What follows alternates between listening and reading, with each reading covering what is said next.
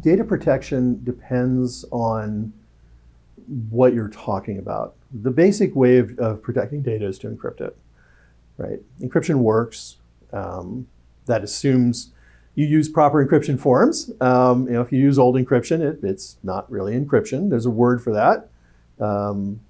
It's not a polite word, but let's just say rubbish. Rubbish is a good word. So if you use older encryption forms, then it's not encrypted, and it won't be encrypted. It doesn't matter. You can break it with your iPhone or your laptop or whatever. But if you use modern encryption, then encryption works. It just does. People aren't going to decrypt it. Breaking a crypto key can be done. It takes 6 to 12 months for a major governmental group to do it. They'll break one iteration of the key. That's not really useful. But I mean, it's useful if it's hard-coded, and that's come up, but otherwise it's not really useful. So you can say encryption works. The problem, of course, with encryption is where's your key? Where's the key control? Oh, it's on the same server as the encrypted data. Not a good move. So key control actually becomes super, super critical and super important. This never existed before, right? Getting into certificate authority, certificate issuance, certificate revocation, it's its own world. It's very complicated, frankly, fairly high paid, because if it goes south big. And you'll see even major companies slip up on it, where certificates will expire, which are used for encryption, and then systems will break. Major systems will break. Are we using certificate management software? So we use certificate management software. We've written our own in some cases for certificate management. We use it in multiple markets, especially on the router side, but we also use it in multiple markets. Anywhere that you'll see cloud systems, you almost always will have a certificate system applied to it, because it's the only way to manage all of those crypto systems. And so, first things first, you got your data, you encrypt it, easy. You encrypt it at rest, super easy. Whether you do whole drive encryption, you encrypt the data, encrypt specific fields in the data.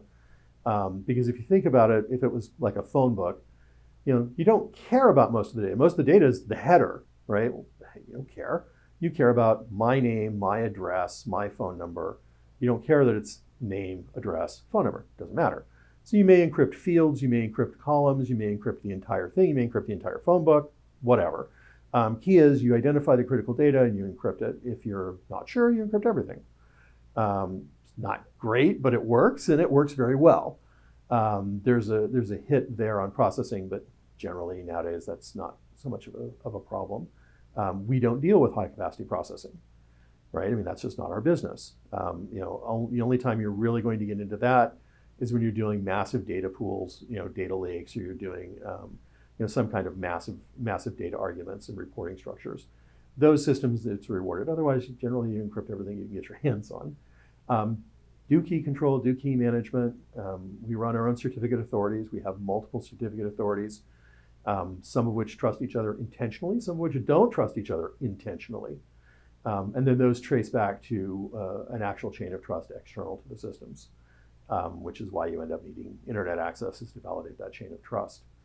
There is a PCA that will be coming online that Nina's sponsoring, a PSAP credentialing agency that basically runs a certificate authority for PSAPs.